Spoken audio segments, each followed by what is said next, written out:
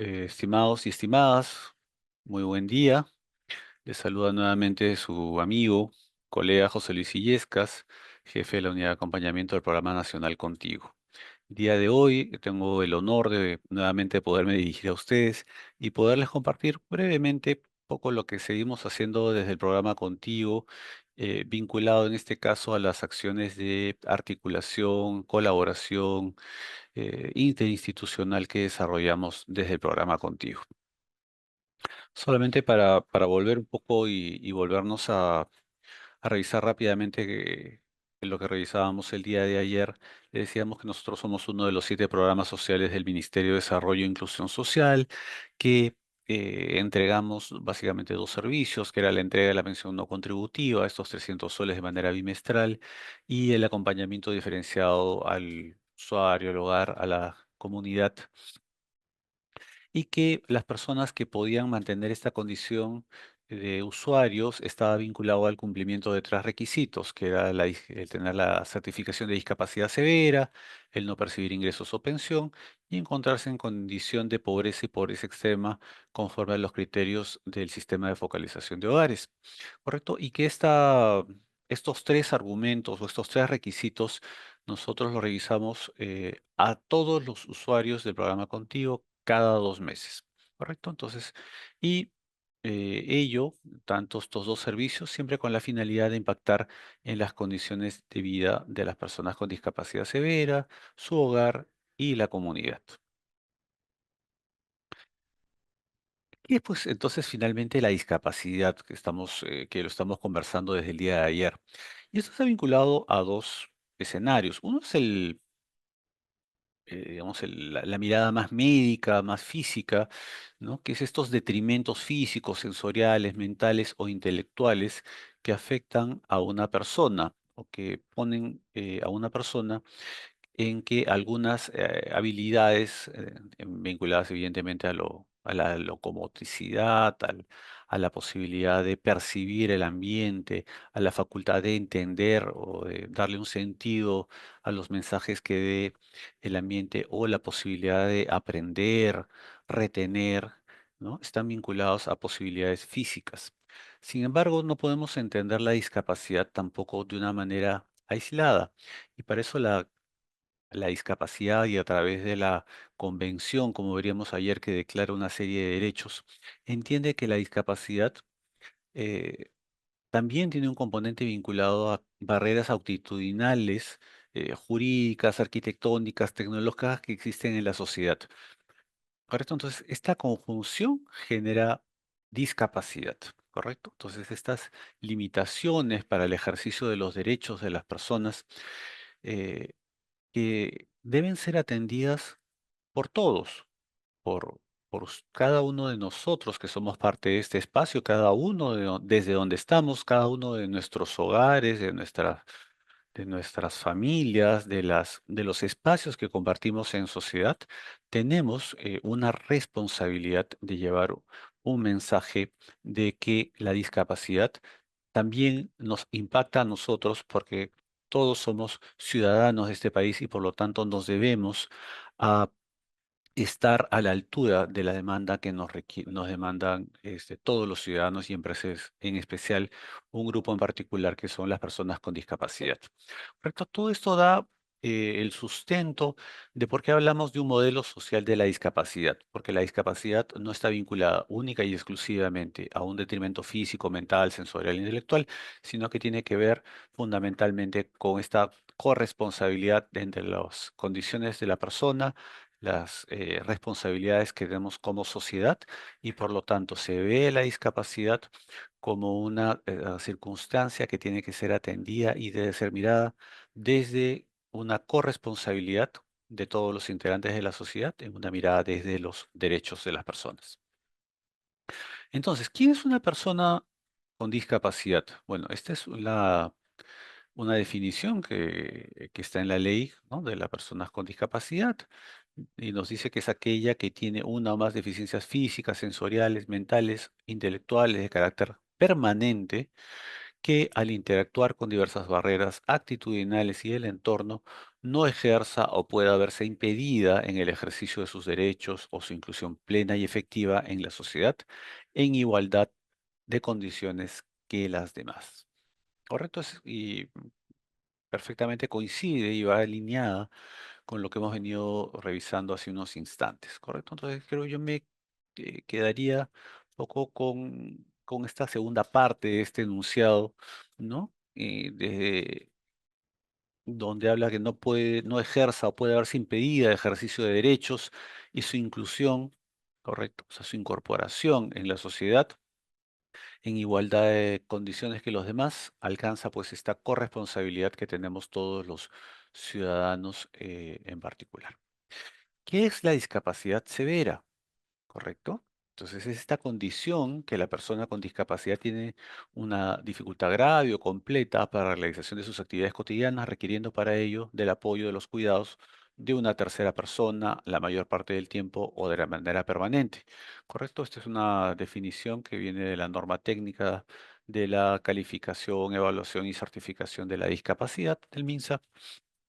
Correcto, que tiene pues esta mirada más médica por su propia naturaleza, pero que ya nos trasciende lo que conversábamos en la sesión anterior, que está vinculado a este estado de dependencia, ¿no? Y cuando hablamos de que la persona con discapacidad severa no puede ser entendida de manera aislada, separada de su hogar en particular, en primera instancia, y de la sociedad en su conjunto. Y a medida que impactamos a estos tres niveles, podemos entender que estamos efectivamente generando mejores y mejoras reales en las condiciones de vida de las personas con discapacidad severa. Entonces vamos a ir revisando un poquito una parte más conceptual, pero que nos permite ir aterrizando y llegando paulatinamente hacia lo que es la articulación.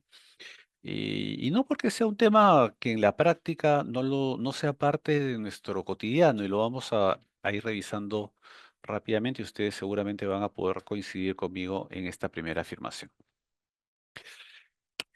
¿Qué es la articulación? Y antes de, digamos, de revisar la definición que hemos incorporado para este momento, permítame pedirles que se fijen un poquito en la imagen que tenemos al lado derecho.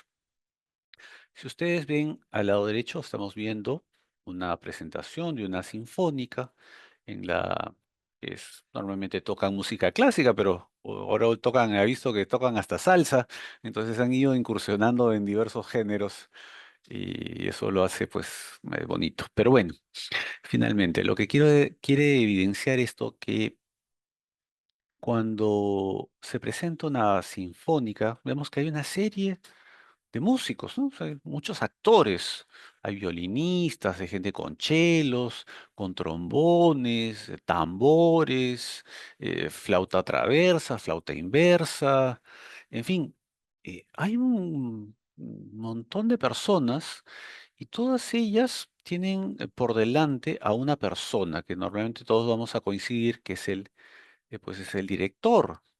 ¿Y cuál es la labor de este director? Es que como todos tienen claro un objetivo, él va a hacer y va a dirigir que este objetivo se realice. Es decir, cada uno que tiene un instrumento y que tiene un sonido, que tiene una tesitura distinta, podrían tocar cualquier cosa. Y lo que hace este director es que todos toquen lo mismo y al mismo tiempo le va a imprimir pues una cadencia, un sello, que va a permitir que todos apreciemos un único producto, un único resultado. Entonces, todos estos esfuerzos individuales de cada una de estas personas en sí mismas no nos dirían mucho, pero cuando él logra cohesionarlos, juntarlos y darles una direccionalidad, logramos tener pues obras esplendorosas, maravillosas, que seguramente seguramente ya hemos disfrutado. Y eso, estimados amigos, amigas, no es otra cosa que una articulación en esencia, es decir, es una colaboración, es una coordinación, y ahí sí vamos allá un poco a la definición, entre diferentes instituciones públicas, privadas, integrantes de la sociedad civil, que permite lograr objetivos comunes, optimizar recursos y lograr la eficiencia y, por qué no, la eficacia de todas estas acciones, ¿no? Y estas acciones implican acuerdos, ¿no? O sea, es ponernos de acuerdo, definir roles, qué va a hacer cada uno, responsabilidades y trabajar de manera conjunta para alcanzar un resultado que sería mucho más difícil si lo hacemos de manera independiente. Entonces me dirán, oiga, José Luis, entonces, pero eso nosotros también lo hacemos en casa, lo hacemos aquí en el trabajo, lo hacemos en todos los escenarios de nuestra vida. Efectivamente, efectivamente, estimados y estimadas. La articulación es una acción natural, inherente a la vida de todas las personas. Simplemente que se hace extensiva, se hace más grande, porque los actores ya no son solamente integrantes de repente de un hogar, de un equipo de trabajo, sino son instituciones. Y estas instituciones actúan y van a actuar de manera conjunta para un determinado objetivo común a partir de estas acciones de colaboración, de articulación finalmente, ¿no? ¿Por qué hacemos desde el Estado, por qué impulsamos desde el Estado estas labores de articulación? Porque son iniciativas de repente de los servidores públicos de funciones, no, porque hay alguna persona de buen corazón que entiende que debemos hacer o dar un paso de trabajo conjunto. No, se realiza porque hay un mandato legal, un mandato incluso de rango constitucional que lo impera, que lo manda, que lo exige y que nos exige a todos los que somos servidores públicos poder trabajar de esta manera. Y el primer marco normativo en el cual se sustenta este deber surge de nuestra propia Constitución, ¿no? Cuando se establecen principios de unidad, ¿no? O sea, el Estado es unitario y es coordinado en todos sus niveles de gobierno, nacional, regional, local, para garantizar eficacia en la administración.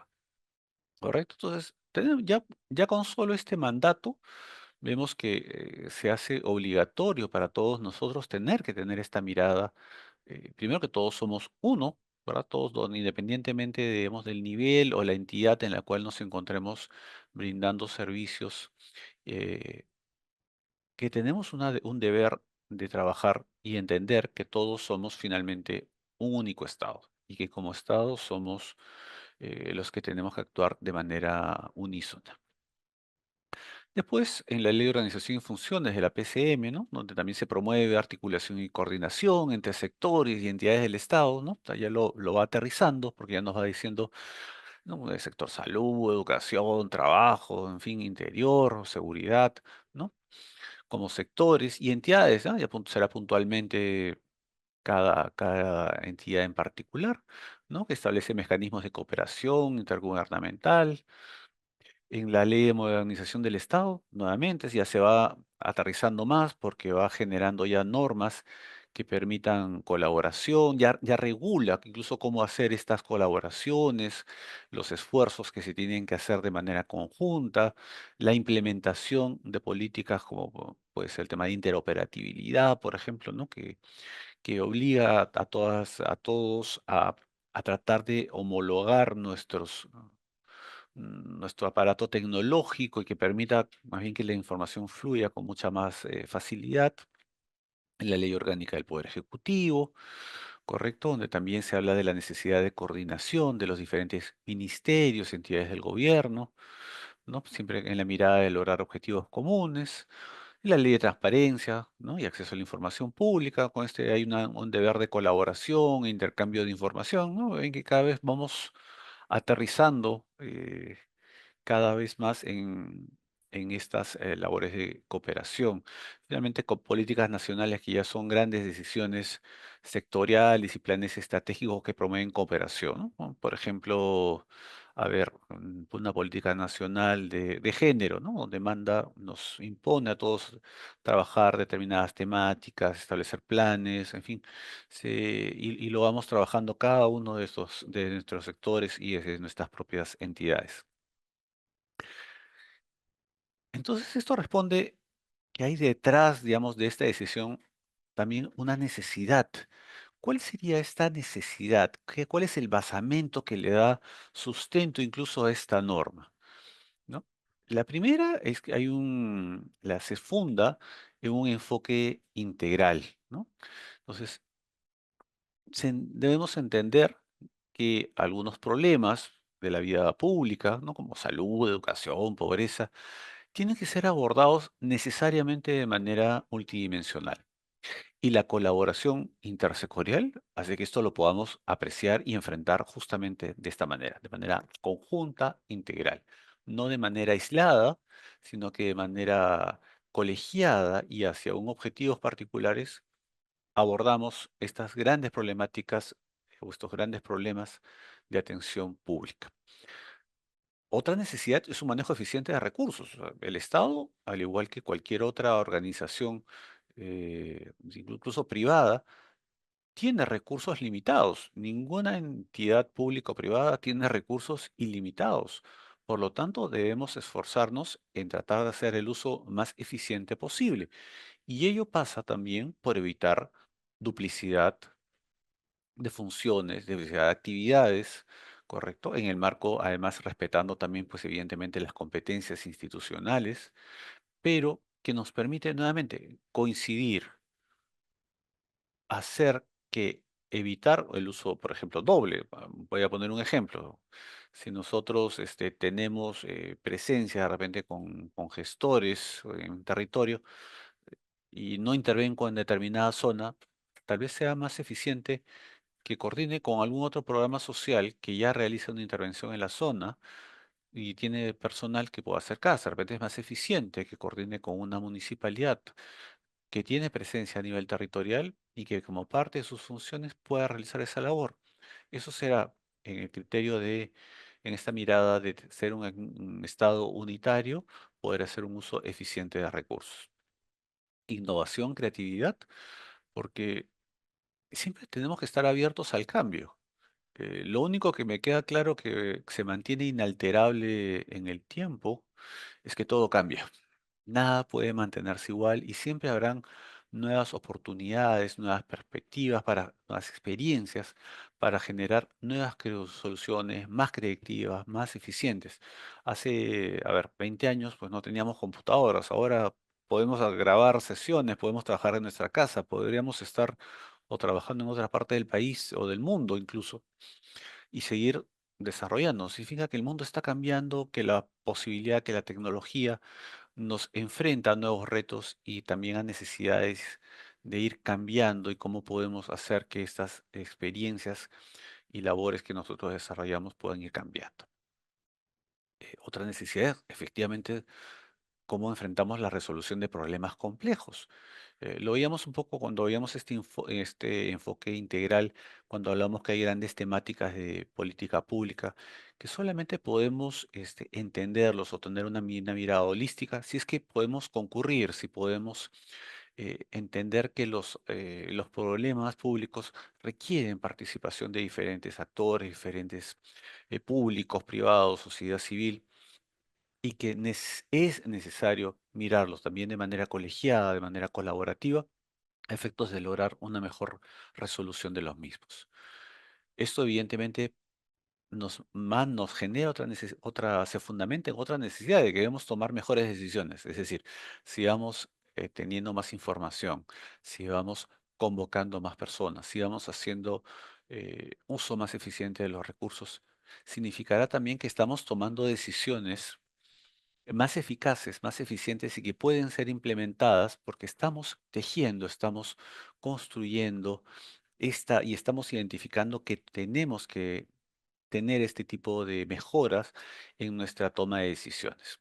Tenemos un fortalecimiento de redes, ¿no? En esta posibilidad de formalizarlas, crearlas, ¿por qué no? Y hacer que efectivamente mejoren nuestra capacidad de respuesta ante cualquier evento que tengamos que enfrentar, y en particular aquellas que están vinculadas a emergencias o crisis. Asimismo, la sostenibilidad, es decir, que esto pueda perdurar en el tiempo, que no obedezca solamente a un impulso de una persona, de una gestión, sino que justamente al poderse conformar puedan tener existencia en el tiempo más allá de las voluntades personales, sino que éstas se sostengan en el tiempo y puedan generar el impacto social, económico, ambiental que estamos buscando pretender con esta labores de colaboración. Mm. Y a nivel público, ¿estas cómo se hacen, cómo se expresan, en qué se expresan? Porque probablemente ustedes me dirán, oye, José Luis, pero estas acciones nosotros o estas estrategias ya las realizamos. Es probable que sí.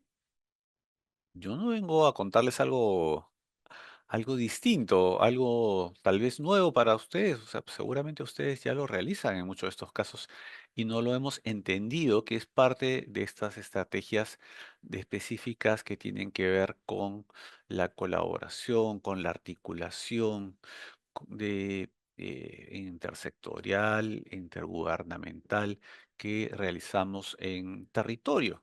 Porque como les decía, esta articulación, esta cooperación es inherente a las personas, es inherente a a nuestra vida, a nuestro grupo familiar, a nuestras organizaciones públicas, privadas, a donde estemos. Lo que va a marcar poco la diferencia va a ser que también lo desempeñemos. Pero ¿en qué se expresa esta coordinación?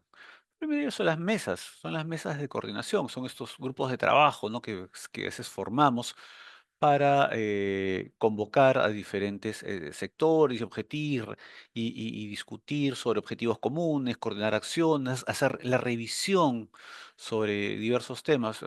Acá hablando rápidamente, recuerdo un espacio como el de la mesa de concertación, por ejemplo, o las mesas que se van generando a nivel de cada distrito para tocar alguna temática, por ejemplo, mesas de seguridad, temas de primera infancia, temas de anemia, en fin, se van conformando mesas y concurren a estos escenarios diversas personas en representación de diversas entidades públicas o privadas. Otra estrategia específica es las capacitaciones y la sensibilización, ¿no? Cuando se programan, ¿no? De manera colaborativa también entre entidades, ¿no? Para trabajar en equipo, para formular temas conjuntos, en la posibilidad de entender que trabajando de manera conjunta, colaborativa, vamos a lograr mejores resultados. Es el desarrollo de protocolos comunes, es decir, conforme vamos trabajando y dando cuenta de algunas necesidades, vamos plasmándola en algunos lineamientos, algunos documentos que orientan esta intervención. Nos van dando y en este caso, por ejemplo, en el marco de un convenio, podríamos incorporarlas y de alguna manera hacerlas obligatorias en el marco de un convenio de colaboración respecto a cómo vamos diseñando estas acciones conjuntas, ¿no? Intercambio de información, ¿no? Son todas estas plataformas digitales que permiten acceso a información, ¿no? Relevante, evidentemente siempre también salvaguardando temas como la protección de datos personales y asegurando que o las personas de nuestras entidades que van a tomar acceso con ella también hagan el uso que corresponde dentro de de lo que está normado y evidentemente de no hacerlo, también pues fueran merecedores de las acciones correctivas correspondientes. Pero que esto pasa, creo que también en última instancia, por la creación de confianza, por la creación eh, de saber que las personas y de las instituciones con las cuales trabajamos van a hacer un uso correcto. Entonces es importante ir construyendo también nuestra propia legitimidad en el uso de la información que va a permitirnos que estos intercambios de información pues sean mucho más rápidos, fáciles y se puedan plasmar. Los proyectos piloto, que son pequeñas experiencias que también realizamos, correcto, con la mirada de que estas nos vayan señalando experiencias, éxitos, fracasos de en nuestra intervención y que después nos haga escalarla, ¿no? Nos permita escalarla hacia otros espacios, ¿no? O poderla finalmente poder incorporarla como un procedimiento, como una política, en fin, nos va dando pautas de que esta intervención podemos escalarla. Seguramente también han visto en la identificación de grupos de interés, ¿correcto? Es esta labor donde vamos encontrando afinidades, ¿no? Referente a alguna temática, ¿no? Donde vamos enlistando, ¿correcto? Todas las personas, instituciones que van alineadas con alguna materia en particular, ¿correcto? Asimismo, tenemos la clasificación, que es ya está también esta agrupación ya nuevamente, ¿no? Pero acá ya vamos dando un paso más, sino que vamos eh, creando atributos, categorías que nos permiten irlos ordenando, clasificando, de manera a ver cuáles son eh, los impactos que podrían tener en nuestra articulación, en el trabajo que queremos realizar. Las relaciones, ¿no? Que son estas conexiones que hay entre estos grupos de interés, a veces son herramientas que nos permite facilitar nuestra intervención porque podemos saber, por ejemplo, si una entidad A, de repente sus fines o sus intereses respecto a al mismo tema no coinciden, e incluso si son, se pueden hasta oponer, entonces nos podría generar una dificultad en el alineamiento, en el juntar todos los intereses para lograr el objetivo común. Entonces ya nos permite tener también esta mirada más fina. Finalmente el impacto, ¿no? Nos permite también saber en esta mirada de grupos de interés si es que qué impacto pueden tener en los grupos. Perdónenme, es importante acá señalar que este mapeo, que estos grupos, de un grupo de intereses, es algo que nosotros hacemos también en nuestra vida cotidiana, a veces en el hogar o incluso a veces en el propio trabajo, solamente que esto lo hacemos de manera intencional. Es decir, intencionalmente vamos a listar, vamos a tener una lista de todas nuestras entidades con las cuales nosotros nos vinculamos, pero vamos a dar un paso más, es que vamos a crear algunas categorías ordenadoras. Por ejemplo, podríamos tener unos criterios, por ejemplo, si pertenecen al ambiente público, privado, sociedad civil. Por ejemplo, podemos establecer otro criterio si es que son personas que tienen mandato legal regulador del sector. Ok, hemos visto un poco de las principales estrategias en las cuales se expresan esos temas de relaciones de cooperación.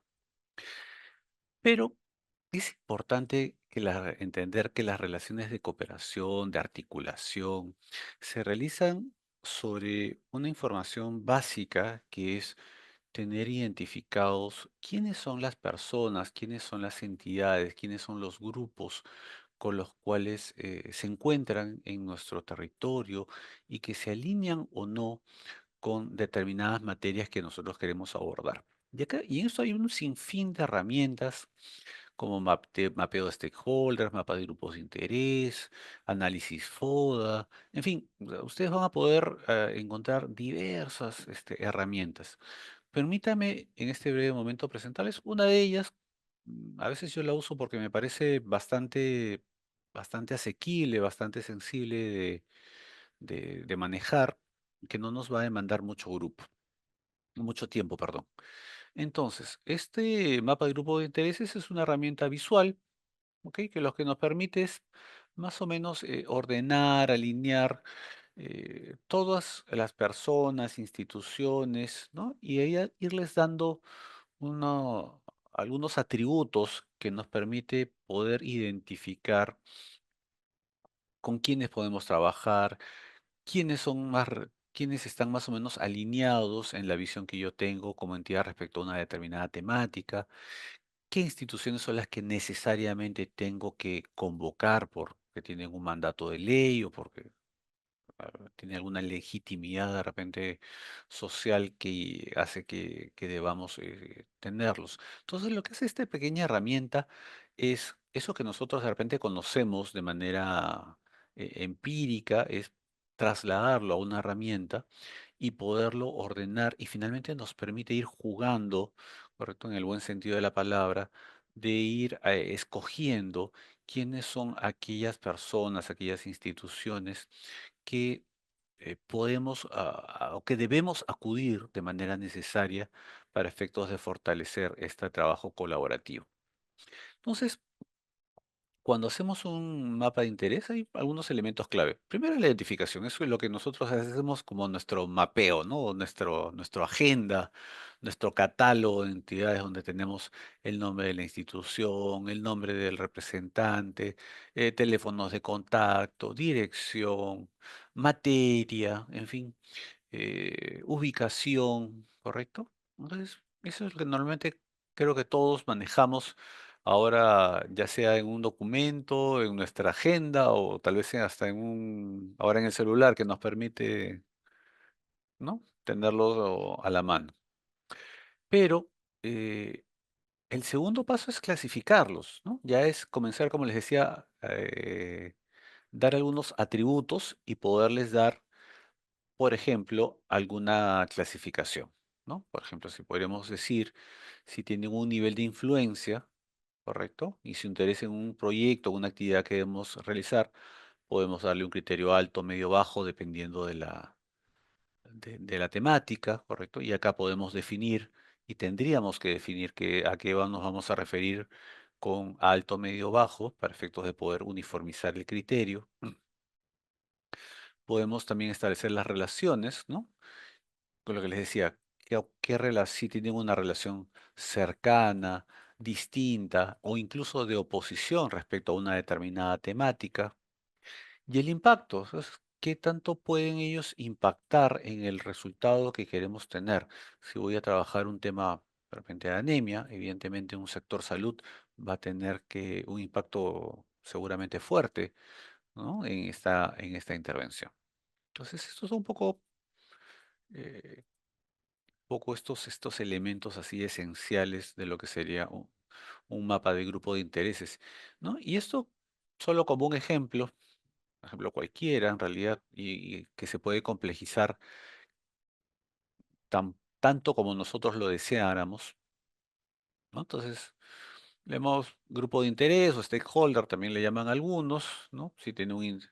Y aquí podemos ah, enumerarlos, correcto, listarlos, el interés que sabemos que tienen respecto a una determinada temática, su poder o influencia, ¿no? Respecto también como entidad, y su relación con la temática, con el proyecto, con lo que nosotros queremos trabajar, ¿no? Nos pueden apoyar, oponerse, en fin. Ahí podemos ir definiendo, como les decía, todos los atributos que nosotros querramos. Ahora, ¿esto qué nos va a permitir? Primero, nos permite tener mapeados a todos y por lo tanto, cuando vamos a tener una intervención y vamos a realizar una determinada temática, podemos asegurarnos que estén todos los que tienen que estar. Segundo, nos va a permitir seleccionar, es decir, quienes, por un interés también legítimo de lograr el mejor resultado posible, quienes tienen que estar o quienes podrían de repente estar en qué estadio, en qué situación de evolución del proyecto, de la intervención que pretendo realizar. Y asimismo también, por ejemplo, el poder e influencia, ¿no? Si tienen poder alto de influir en nuestro proyecto o no, vamos seleccionándolo. Por ejemplo, por territorio, de repente voy a hacer una intervención a ver, en Lima, en San Juan del Urigancho, entonces y en un sector determinado, o solo por poner un ejemplo, eh, este mapeo me permitirá saber qué entidades están más o menos ubicadas en la zona y que realizan una determinada labor respecto al proyecto o a la intervención que quiero realizar. ¿Ok? Vamos a entrar ya con este preámbulo a cómo trabajamos el tema de la articulación en el programa Contigo. Entonces, nosotros, como programa Contigo, entendemos que tenemos una articulación horizontal y tenemos una vertical. La horizontal, evidentemente, está vinculado a todos los espacios que ocurren en territorio, donde tenemos entidades públicas, privadas, sociedad civil, ¿correcto? Que están presentes en territorio y que también pueden verse plasmadas, ¿correcto?, en diferentes espacios de colaboración. Como lo veíamos, tenemos mesas de trabajo, alianzas, acuerdos formales, ¿no?, que son estos acuerdos formales finalmente, estos convenios de colaboración que hablábamos hace unos minutos, ¿no? Y redes propiamente de colaboración, formales o informales que podamos tener en la localidad, ¿no? ¿Correcto? Y esto y la vertical está vinculado efectivamente a los niveles de gobierno, ¿no? O sea, tenemos a nivel pues nacional, regional y local, ¿correcto? O sea, esos tres niveles de gobierno entendemos que como programa necesitamos trabajar con todas las entidades, ¿correcto?, de la región y en todos los niveles, ¿correcto? Y esto porque entendemos también que hay diferentes temáticas, como lo hemos visto, que tenemos que trabajar de manera coordinada en la cual diversos actores coinciden, se intersectan. Entonces, tenemos que encontrar cuáles son estos puntos comunes, ¿correcto? Por ejemplo, en temas vinculados a salud, educación, economía, que nos permitan fortalecer capacidades de los usuarios, ¿no? Que nos permitan también establecer capacidades respecto a las propias instituciones con las cuales nosotros trabajamos, pero al mismo tiempo nos permita establecer acuerdos y promover accesos a servicios complementarios, que no son otra cosa que bienes o servicios públicos o privados que puedan acercarse hacia los usuarios y sus hogares y a la comunidad. Porque, como todos sabemos, cada entidad tiene también es rector o tiene competencia en determinada materia. Entonces, por ejemplo, solamente por poner como un ejemplo, y por lo mismo podemos hacer extensivo a los demás, temas de salud, ¿correcto? Convocamos al sector salud para que se sume a determinadas actividades. ¿Correcto? Entonces, este es un poco el esquema sobre el cual trabaja el Programa Nacional Contigo, el tema de la articulación.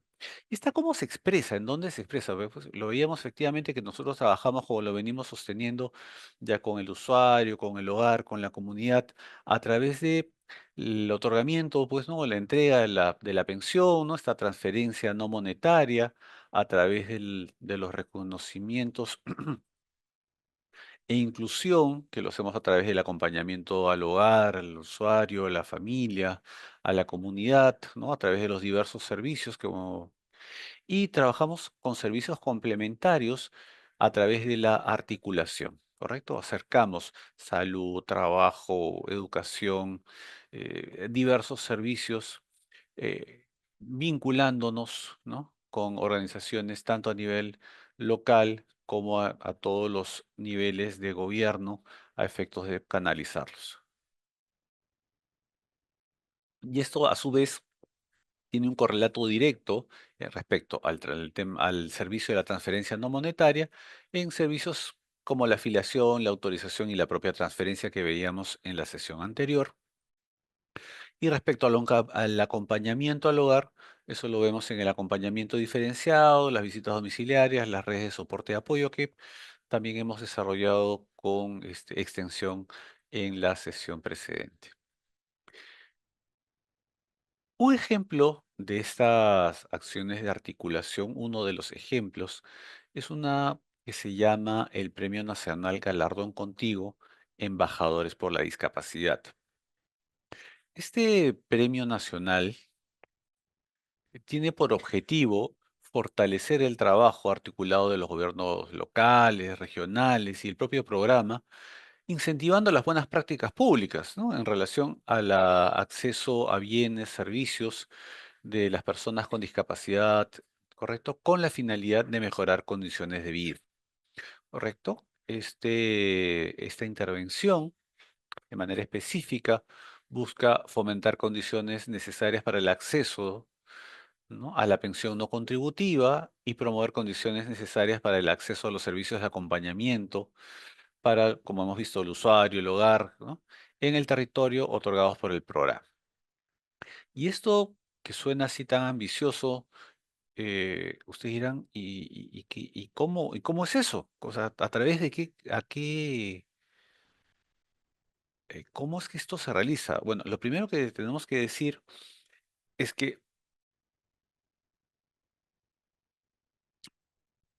Nosotros generamos o tenemos unas bases, tenemos una metodología que compartimos a todos los gobiernos locales, ¿correcto? Y definimos una serie de indicadores, ¿correcto? Que son los indicadores de este reconocimiento, de este premio, que busca, nuevamente, como le decía, crear oportunidades de prestación de servicios públicos a los usuarios del Programa Nacional Contigo. Y acá los diferenciamos entre gobiernos locales sin intervención y con intervención, y esto hace referencia básicamente a que si tenemos gestores en territorio, tenemos personal en territorio, nosotros somos una intervención que tenemos una presencia limitada en territorio, y eso nos impone el mandato de tener que darle un énfasis muy particular al tema de la articulación y en particular con los gobiernos locales y en particular con las oficinas municipales de atención a las personas con discapacidad, las OMAPET, ¿correcto? Entonces ahí definimos indicadores en donde no tenemos intervención, donde no tenemos presencia con gestores, tenemos solo 6 indicadores, ¿correcto? Y en el caso de los lugares donde tenemos sí gestores o personal en campo, llegamos a 8. Como van a ver, todos están vinculados a prestaciones de bienes y servicios públicos inmediatos y son, rápidamente, porcentaje de usuarios menores de edad con autorización de cobro, es decir, los usuarios que son incorporados al programa, que son menores de edad, por sí mismos no pueden realizar el cobro de la pensión, porque como veíamos, esta se hace a través de un abono en una cuenta del Banco de la Nación. Y una persona menor de edad pues no puede acercarse al banco y tramitar de manera directa una tarjeta, hacer la apertura de la cuenta, en fin. Entonces, por eso requiere un mecanismo, digamos, de representación, vamos a llamarle así, ¿correcto? Que permita que la persona pueda acceder a la pensión no contributiva, menor de edad. Un segundo es el porcentaje de usuarios tarjetizados. También, o sea, tenemos usuarios, como se van incorporando al programa, necesitamos que ellos accedan a la tarjetización para que puedan efectivamente hacer el cobro y a través, como veíamos también, a través de todos los canales de cobro, entiéndase, agencias, cajeros, agentes municipales, estas oficinas que funcionan en las bodeguitas, ¿no? O los canales incluso virtuales que otorga el tener la tarjeta. Porcentaje de usuarios que realizan el cobro de la pensión, es decir, estimulamos que los usuarios pues se acerquen también a cobrar, y esto lo hacemos a través de la comunicación a todos los nuevos para que se enteren, a veces no se enteran, a través de la publicación que requerimos a los gobiernos locales de todos los padrones para que estos sean exhibidos en las comunidades y las personas puedan revisarlo, y evidentemente a través de todos nuestros canales digitales de los cuales exponemos esta, el inicio de estos procesos de pago y exhortamos a las personas para que se acerquen a cobrarla. Asimismo, tenemos el porcentaje de usuarios con clasificación socioeconómica por vencer. Es decir, nosotros ahí pedimos que las municipalidades hagan un seguimiento de manera que las clasificaciones de los hogares no venzan y por lo tanto se incurra en una causal que evite que las personas puedan continuar cumpliendo con el criterio de clasificación socioeconómica, porque la clasificación socioeconómica tiene un periodo de vigencia y por eso nosotros un año antes ya estamos haciendo el trabajo a través de todas las municipalidades, exhortando a que se pueda contactar estos hogares y se pueda realizar esta labor y no se ve afectada la continuidad en la percepción por este requisito.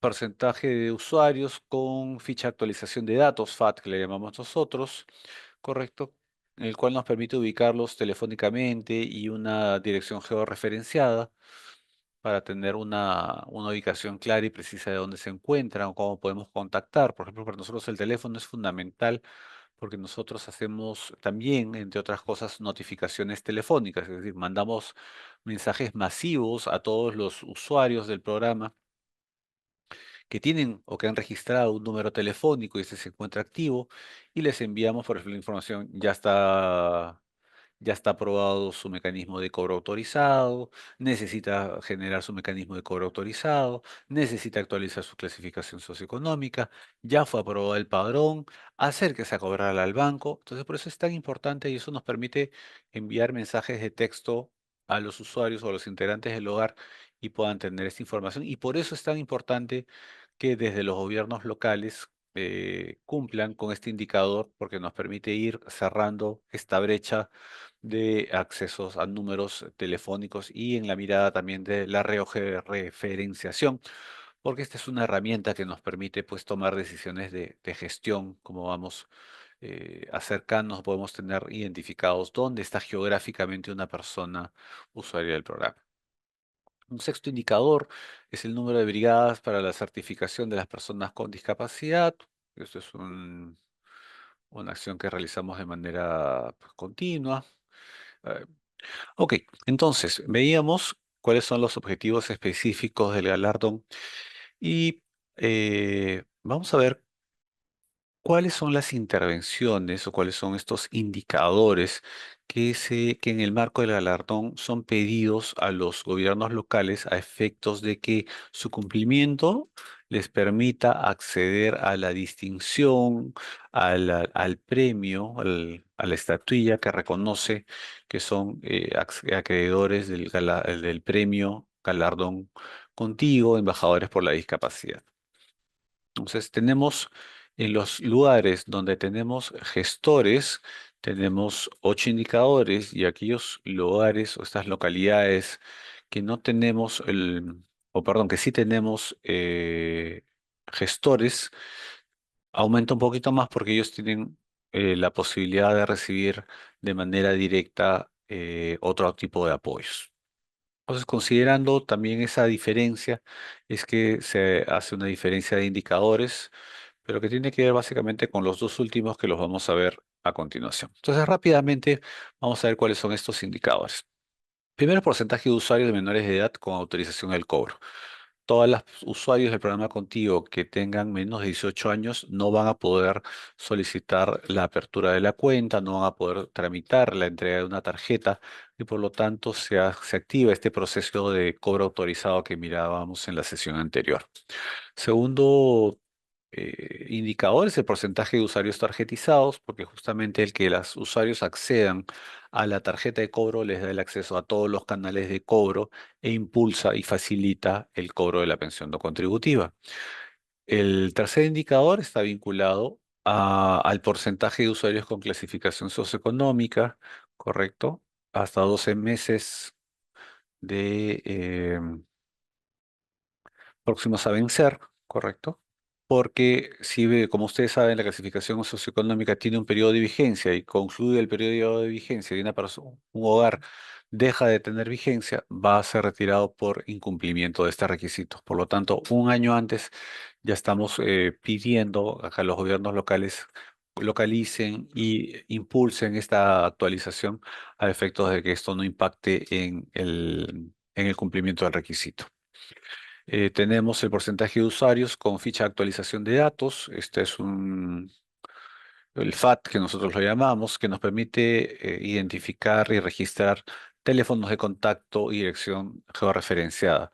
Eso nos permite poder hacer llegar notificaciones como uno de estos canales de información que nosotros brindamos a todos los usuarios. Nos permite enviarles mensajes de texto o incluso WhatsApps, correcto, informándoles sobre cualquier evento que se requiera del programa.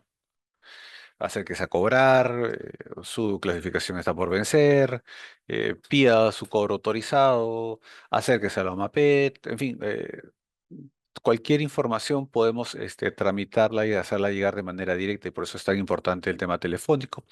Y la dirección georreferenciada nos permite tener una visión pues, espacial, geográfica, de dónde se están ubicados los usuarios y poder tomar también decisiones respecto a intervenciones en territorio.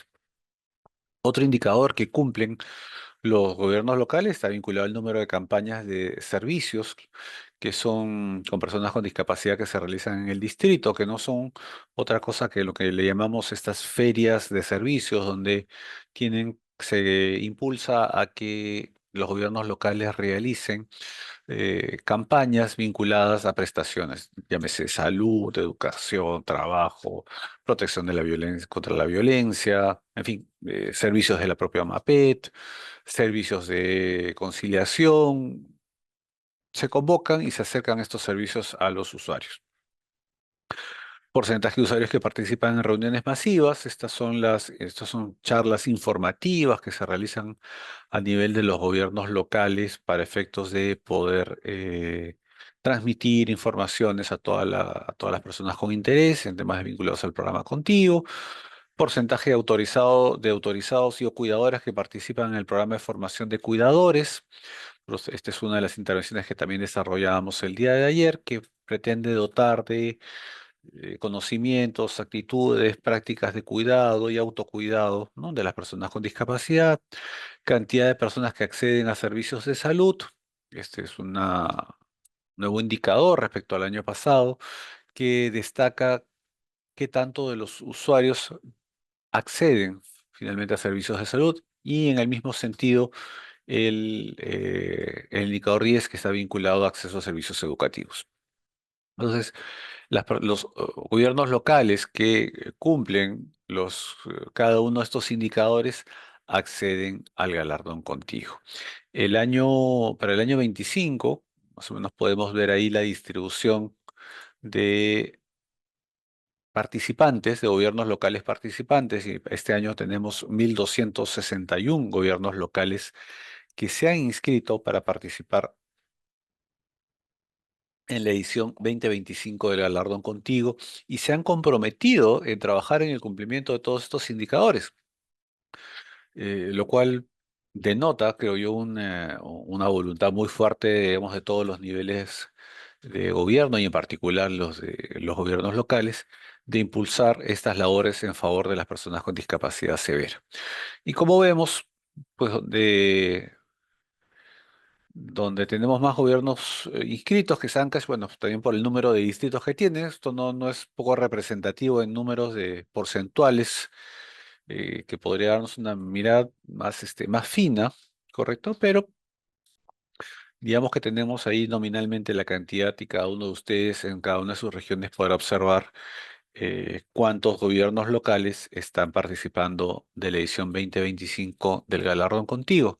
Y sobre la mano izquierda de su pantalla van a ver al centro lo que ha sido el galardón propiamente. Es esta estatuilla que es otorgada a cada gobierno local que cumple con los indicadores. Y acá es un poco la ceremonia que se realizó en el Teatro Municipal en diciembre del año pasado, donde tuvimos pues más de 1.000 personas en digamos, todos los niveles del teatro. Y fue una experiencia muy, muy, muy, muy emotiva, donde alcaldes de todo el Perú se personaron para recibir esta estatuilla que reconocía este servicio que como gobierno local se brinda a las personas con discapacidad severa, pero también como me ha tocado la oportunidad de mencionarlo en algunos momentos, y sin perjuicio de la importancia de este reconocimiento, pero la estatuilla en sí misma, permítanme manifestarlo, yo considero que no es lo valioso, ¿verdad? Lo valioso de la estatuilla es lo que representa, y lo que representa es que hombres, mujeres, niños, adultos, jóvenes, adultos mayores, han recibido concretamente bien esos servicios. Yo creo que ese es el valor intrínseco que tiene esta estatuilla y que nos debe hacer sentir, creo, a los ganadores de esta intervención, un orgullo del bueno, ¿no? Este orgullo de saber que nuestros servicios están impactando de manera directa en alguna circunstancia que facilita la continuidad de la condición de usuario y por lo tanto el acceso a todo un paquete de servicios que como Estado les brindamos. Y litos, vamos a ver un poco lo que fue los eslogan, ¿no?, del evento. Esto lo logramos, de galardón contigo. Y este fue digamos,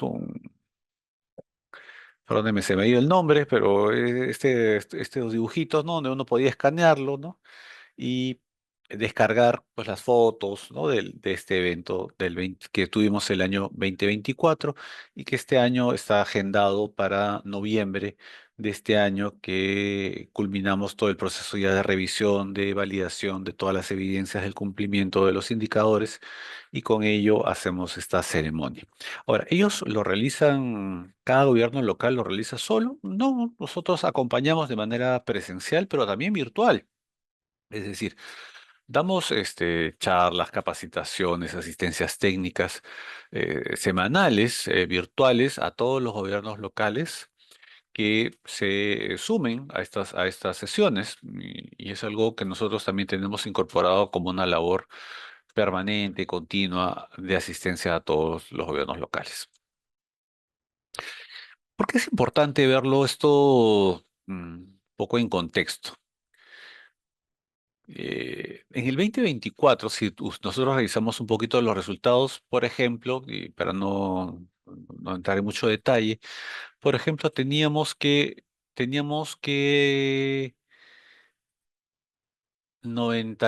a ver, la proporción de usuarios menores de edad con autorizado al padrón uno eran 93%, ¿correcto?